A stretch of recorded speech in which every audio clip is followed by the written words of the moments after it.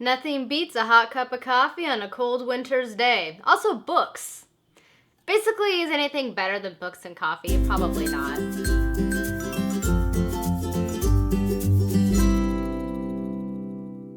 Hello everyone, it is Samantha, and I hope you guys had a fabulous February. We have finally reached the third month of 2016, and that of course is March, which I love March because it's my birthday month, which is exciting. Also, it's Easter, and fun fact, Easter is the day before my birthday this year, and when I'm 34, it'll be on my birthday, because you can look that kind of stuff up, and I did.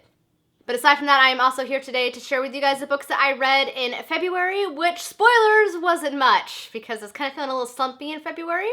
Already kind of breaking out of that in March, because I'm about ready to finish my second book of the month, and it's only the 6th day of the month, so that's not too bad. But we'll get to those books in next month's wrap-up, but instead, let us get started on the books that I read in February, starting with some statistics. In the month of February, I ended up reading a total of 7 things. 5 of them were graphic novels, and 2 of them were novels. This adds up to 1,367 pages, which is roughly 195 pages a book and about 47 pages read per day. Like I said, it was a hard reading month for me. In terms of star ratings, I had a pretty good reading month. 1 book was 3 stars, 4 books were 4 stars, and 2 were 5 stars. In terms of years published, they were all published between 2010 and 2015. Not a whole lot of variety there, but then again, I didn't read a whole variety of books. Fail. In terms of genre, 71% of the books that I read were graphic novels, and the remaining 28% were fantasy. It was definitely a very graphic novel heavy month, but I'm totally okay with that because they were fantastic. So let us now move on to the actual books and graphic novels that I read, and I'll tell you guys a little bit about them and what I thought of them. So I'm going to start out with the graphic novels since they're all from the same series, and that is the Chew graphic novel series. I read Chew Volume 4, Flambe, Chew Volume 5, Major League, Volume 6, which is Space Cakes, Volume 7, which is Bad Apples, and Volume 8, which is Family Recipes. And I am just loving this graphic novel series so much. I read the first 3 volumes last year, and it's high time I got to the rest of them. I checked them out from the library. Gotta love libraries. In terms of star ratings, I ended up giving Volume 4 4 stars.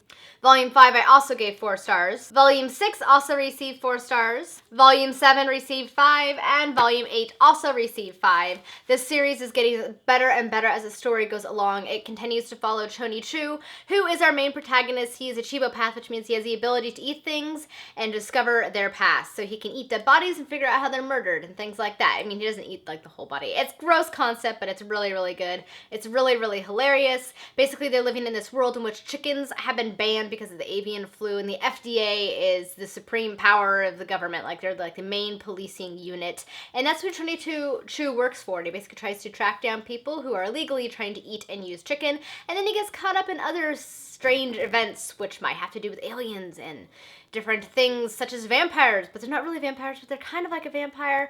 And basically this whole world is just really, really, really fascinating and fun. I also absolutely love the art style in these graphic novels.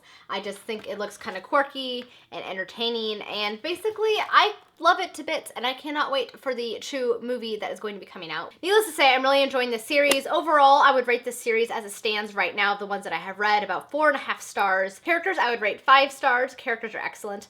The art style, I would also rate 4 stars. The plot itself, I would rate about 4 stars, because there are some weak points, but there's also some really great points. But overall, I'm really, really enjoying this graphic novel series, and I highly recommend it to anybody who has yet to check it out. So those were the graphic novels I read in the month of February. So moving on to the actual books I completed. The first one of which is Six of Crows by Leigh Bardugo. This is a novel that takes place in the Grisha universe. I've only read Shadow and Bone. I still need to finish the Grisha trilogy, but I buddy read this guy with a bunch of really awesome booktubers, including Mari Nez, Mike from Slices Mike, Trina from Between Chapters, Melbourne on My Mind, and Wendy Reed. We all had a lot of fun reading this book, and it was great just to see everybody's different perspectives on the story and their take on it. In case you guys are not familiar, Six of Crows follows a group of 6 thieves, and they are tasked with trying to rescue this man who has developed this drug that can affect the Grisha in really harmful ways. So they have to go to the neighboring kingdom, to the Ice Palace, which is like really hard to infiltrate, and try and rescue this guy. And so these thieves with varying backgrounds have to kind of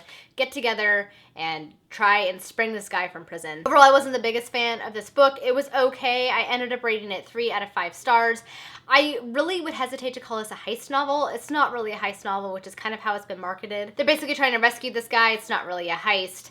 And it really lacked a lot of heistiness. I mean, you really didn't get to the rescue and all that until like the last 100 150 pages. A lot of it was backstory development on these characters, and even then I found a lot of the characters to kind of be lacking depth, which was really frustrating, especially since this seemed to be a very character driven novel. I found it really hard to get into, and so a lot of the story focused on the backstories of these thieves and how they've gotten to the point they're at now in the novel. In particular, the flashbacks were extremely centered upon Nina and Matthias, and they're probably two of my least favorite characters. Kaz, the main character, the leader of this group, was probably my least favorite character. I found him to be really whiny and kind of a dick.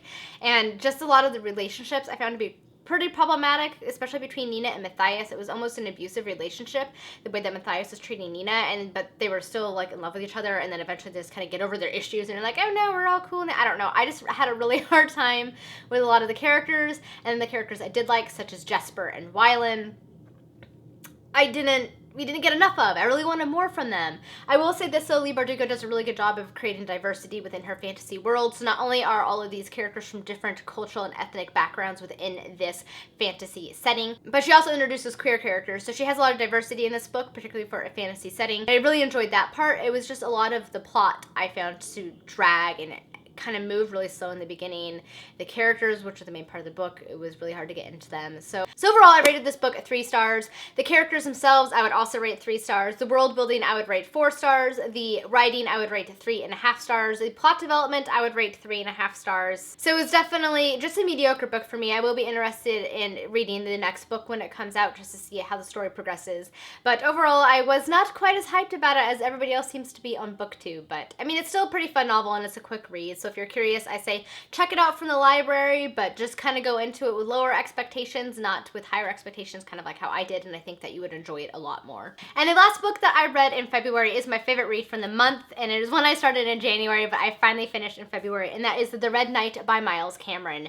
This is a fantastic, phenomenal fantasy story. I can see now why Michael from Bitten by a Radioactive Book loves this book so much. It is fantastic. This does take place in its own fantasy world, but he includes a lot of elements from our own world within this world. So, for example, the religion is Christianity, and then a lot of the countries in which this takes place are referenced are very similar to countries like our own, such as France and Germany and England. Though they may have different names, they are still reminiscent of those countries that are in our own world, if that makes any sense. The story centers around the Red Knight, our main protagonist, and he is the leader of a band of mercenaries. These mercenaries have been hired by the abbess of a very famous convent, Lysan Carrick, and they are basically being attacked by the Wild. The Wild is this kind of wilderness area that is the home to many magical and fantastical beings and creatures such as demons and boglins, who are kind of reminiscent of, you know, goblins in Lord of the Rings, and different creatures of that nature, these bears who have very human-like qualities,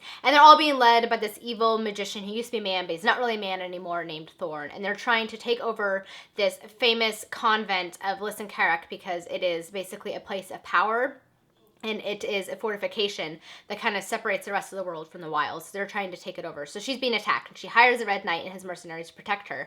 And he soon discovers it's not just a case of protecting them, but it's basically the case of trying to win a war against the Wild. And this story ends up following so many different character perspectives, so it can be a little bit of a challenge to kind of keep track of everyone, especially in the beginning. But as the story goes along, you start to become more familiar with all the different characters introduced. So it is a wide variety of character perspectives, primarily the Red Knight, who is our main protagonist. And this story is just amazing. How everybody gets woven together, how all the different characters interconnect that you start to see towards the end of the book is amazing. I also really love that he pulled very heavily from Arthurian legends, which he even says in the afterword to this book. And a lot of the characters are very similar and reminiscent of characters from Arthurian legends. For instance, the Red Knight is very much like our Mordred character.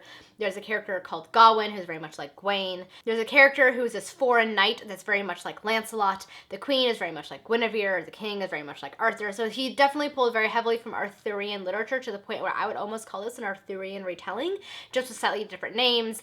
But other than that, it's very, very, very, very similar to Arthurian Legends, which, if you guys know, I love Arthurian retelling, so I absolutely love this book. It has some very interesting revelations that occur during the course of the book and at the end, and I cannot wait to continue on with this trilogy. It was fantastic. I ended up rating it 4.5 out of 5 stars, primarily because it was a little bit overly confusing in the beginning, I think, with all the characters introduced. As I said, I gave the book 4.5 out of 5 stars. I would give the characters 4.5 out of 5 stars. I give the world building 4 stars. I give the plot itself 5 stars, and I give the writing style 5 stars. So it was a very, very, very good book. I highly recommend it for anybody who is familiar with fantasy, anybody who loves literary fiction and is looking to get into fantasy, I think would also love this, and anybody who is a lover of Arthurian legends like myself, I think would also love this. So it's definitely my favorite book of the month, and I cannot wait to continue on. All right, guys, that is it for my February wrap-up. You'll have to let me know if you have anything to say about these books, what your thoughts are. Please let me know down in the comments so we can chat about them. Thank you guys so much for watching. Have a wonderful March, and until my next video, happy reading. Bye. Woo, that was a lot of talking. I'm hoping March will be a better reading month. Hopefully it will be for you guys too. Let's find out next month.